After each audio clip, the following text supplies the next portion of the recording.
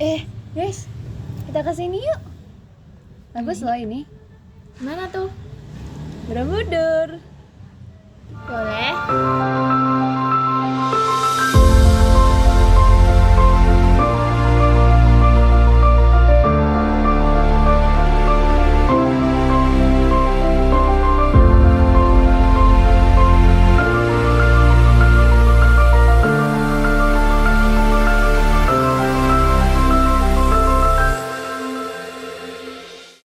Kalau boleh tahu ini usaha apa tuh Mas?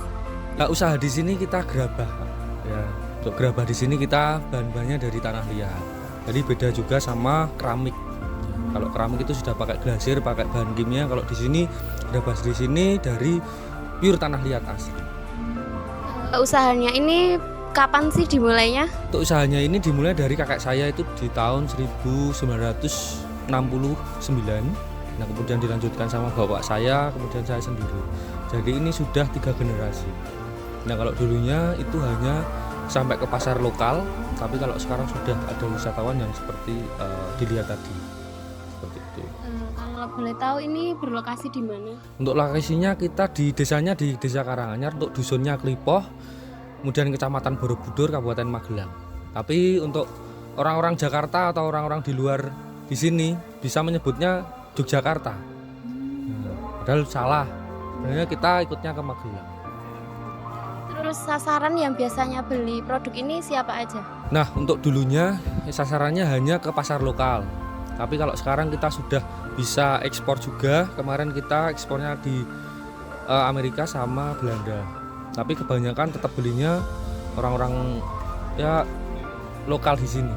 Jadi ada yang kemarin kita kirimnya ke NTT, kemudian ada yang Papua. Jadi bisa kirim juga seluruh Indonesia. Terus kalau boleh tahu ini tuh ada berapa banyak karyawan yang membantu di usaha ini? Untuk karyawannya yang jelas untuk trainer yang di depan itu 5 orang. Kemudian yang di kasir 1, untuk yang packaging sekalian sama pembakaran itu 4 orang. Jadi totalnya 5, 4, 10. Terus cara mempromosikan produk ini pakai apa? Sebenarnya kalau produk ini ada beberapa, kita ada pakai IG ya, kemudian sama agent yang lain. Jadi kita juga berkolaborasi dengan agen-agen trip dari Yogyakarta, kemudian dari Surakarta, sama dari Magelang juga banyak. Jadi mereka datang ke sini itu pakai mobil VW ataupun Jeep, ATV juga bisa, kemudian sama sepeda ontel juga bisa. Selanjutnya tujuan utama untuk melakukan ekspansi bisnis ini apa? Untuk tujuannya yang pertama adalah biar orang-orang dari luar sana tahu kalau di sini juga ada kerajinan gerabah. Karena ada tempat-tempat lain yang tentunya juga sama dengan kita tapi berbeda culture-nya, berbeda caranya juga. Seperti itu. Terus apakah Masnya ingin meningkatkan pangsa pasarnya untuk gerabah ini? Ya, untuk meningkatkan pasar sebenarnya kita sudah melakukan beberapa hal ya. Yang pertama adalah membuat platform, dimulai dari IG, kemudian ada website dan lain sebagainya. Kemudian kita juga meningkatkan kerjasama dengan agen-agen. Jadi kita juga nggak berjalan sendiri.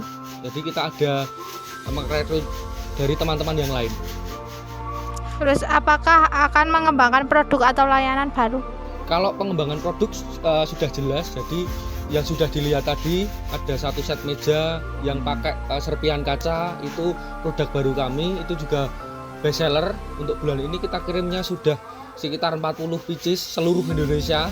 Kemudian Gucci yang sedang dibungkus ini kita kirimnya NTT, ini juga best seller, sama vas-vas yang pakai kaca.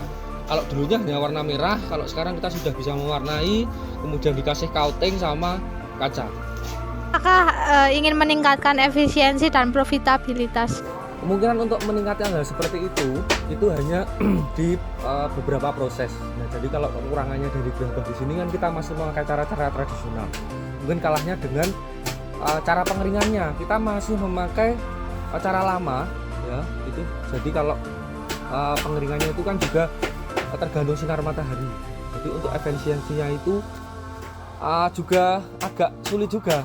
Kalau misalkan kita pakai tenaga yang lain, pakai gas misalkan atau pakai oven, itu kita juga akan kehilangan sejarah dan akan kehilangan gerabah yang asli.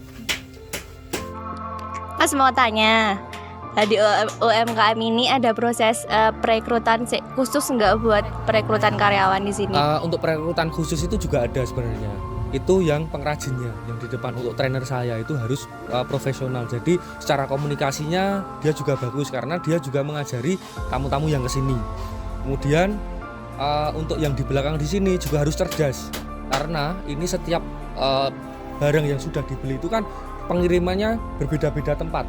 Nah kalau mereka nggak cermat, kemudian nggak cerdas, pasti salah semua. Kemudian nanti di hasil prakteknya itu kan kalau di sini kan dikirim. Nah itu setelah pembakaran nanti diberi nama sesuai nama penerima dan nama alamat. Itu biasanya kalau salah satu bakal salah semua, seperti itu. Jadi memang untuk perekrutan saya yang paling penting adalah cerdas, ya. Kemudian untuk cara komunikasinya juga baik, kemudian sama good looking. Teliti ya nggak sih? Oke. Ada pelatihan khusus nggak buat meningkatkan pengetahuan sama keterampilan karyawannya? Sebenarnya kalau hal seperti itu kan untuk trainernya kan mereka sebelumnya sudah bisa dulu. Nah kalau sudah bisa, nanti mungkin saya mengajari untuk cara menghadapi tamu yang datang ke sini, untuk cara ngomongnya seperti apa, yang sopan seperti apa. Kemudian yang ada di kasir itu juga sama, karena harus teliti juga yang belanja apa, totalnya berapa, kirimnya kemana, itu kan mereka pasti tanya ongkosnya kirim berapa. Nah itu bisa saya saya kasih tahu dulu.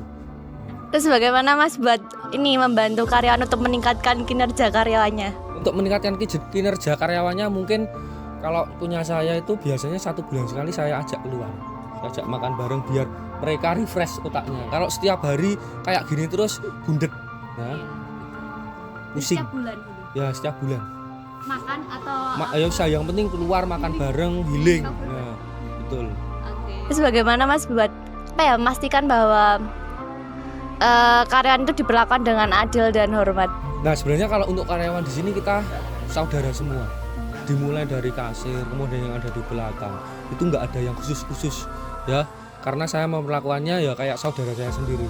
Bahkan untuk guyonannya ya guyonan yang kayak guyonan tongkrongan, jadi malah untuk pendekatannya lebih enak, keakrabannya lebih enak.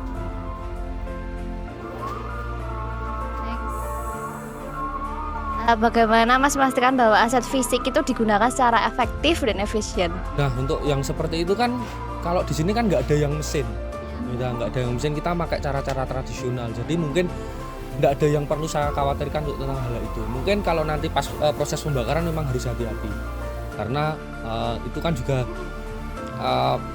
bermainan api. Jadi kalau yang kurang teliti mungkin nanti bisa terkena, atau nanti pas pengambilan yang sudah dibakar itu kan masih panas juga. Jadi ada alat-alat khusus memang. Nah, itu saya juga sering mewanti-wanti biar tetap hati-hati kalau di hal-hal seperti itu. Terus ada sistem akuntansi dan pelaporan keuangan nggak di UMKM ini? Ada di sini, jadi ada pembukuan. Misalkan tamu di 4 tahun yang lalu dicek ke tanggal berapa, jam berapa, tamunya siapa, itu di sini ada. Jadi tetap ada pembukuan. Belanjanya berapa, dikirim kemana, itu juga ada. Nah, jadi pasti ada semua. Kalau mereka datang ke sini terus meninggalkan nama, alamat dan dikirim itu pasti ada.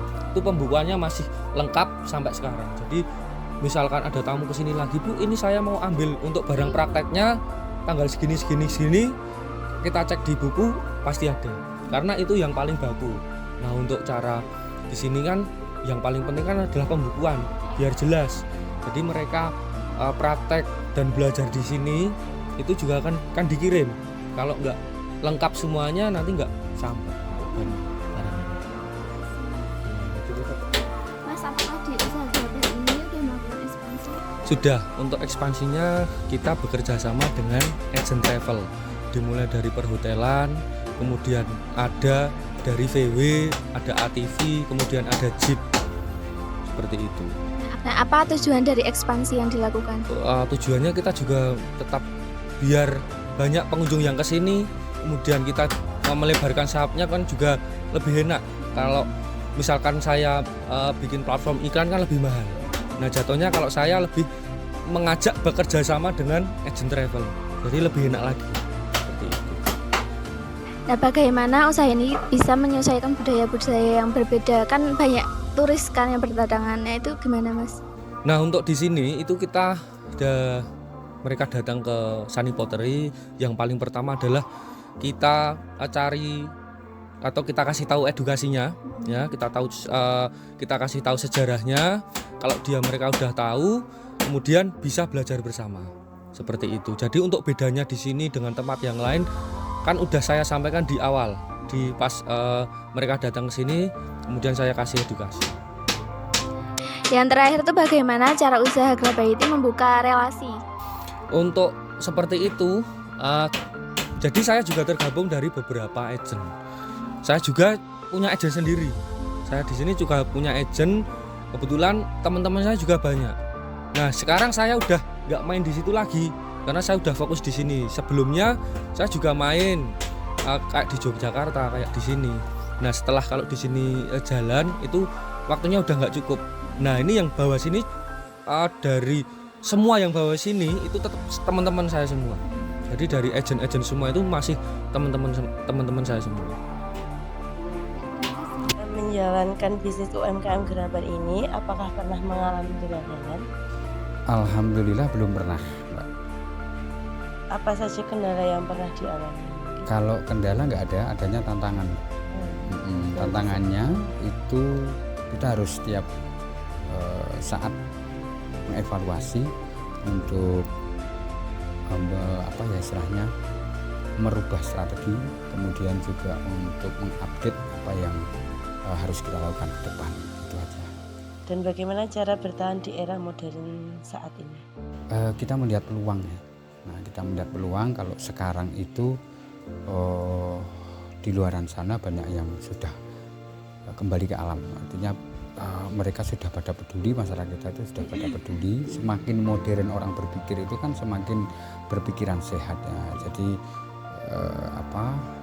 produk yang kita hasilkan itu juga harus sepadan ataupun sama dengan daya pikir orang-orang di luar sana begitu. Tapi kalau untuk resiko mungkin?